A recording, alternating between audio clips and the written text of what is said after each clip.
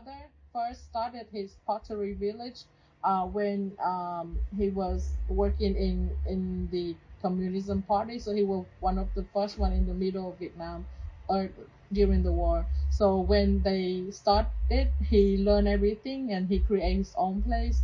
So he bring a lot of people in this village where he's come from to the mountain in Tinh Tinh Sơn in this province in Vietnam. So he came there sourcing for everything from the glaze, the clay, and build his own kiln during that. So my dad was very young at that time, about 1 or 2 years old. So he know nothing about that time. And then the wars continue. My grandfather continued working, and then when he was catch and put in the prison, they moved back here on this village. So my father growing up listening about the story that his father tell about his own factory. It's all about the story. It's not teaching, but it's about the story that he listened for his whole life. And then when my father came back from his own army service, he came to work with my grandfather there. Of course, he inherit his talent of the artistic. So he been doing everything from very young age, but learning started from the time that he came back from army service. So there he met my mom. And then a few years later, my grandfather passed away, and he tried to work on very different work. My mom doing her business, buying stuff, selling stuff, and then at a time they decided to move here again because my father want to live here, his mom, and want to take care of the family. So they all decided to move back here and start his own work again, and he decided to make pottery again. That's why I cannot say like learning from or inherit, because everybody, like my grandfather studied by himself, discovering his journey, and my father do the same thing, repeat the process.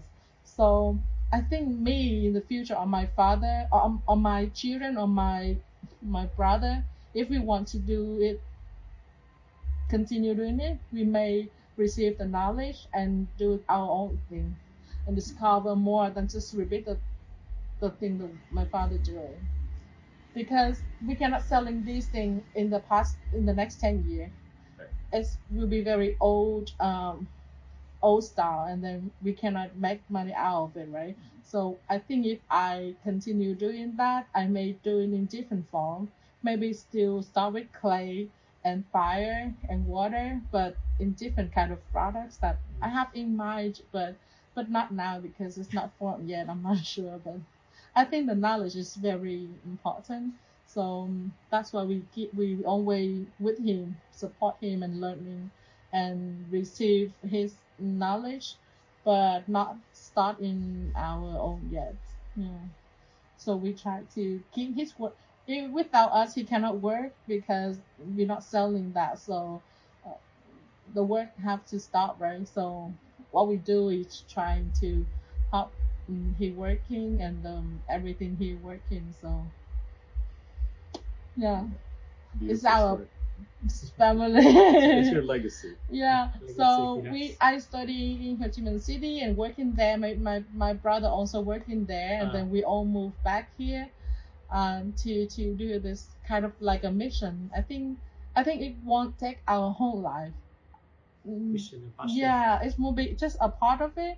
Like when I was younger, when I studied university, many people ask me like, will you continue your parent work, or will you come back to your hometown? And really hate that idea.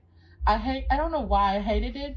And then I worked for an architecture company who designed these buildings, and then the company worked with brick, a lot of brick building. And then when I work in there, I realized that it's the same material. The brick and the work that my father do is the same thing. And the yeah, it's growing in me like, oh, it's just the same thing, and just we have different way of translation.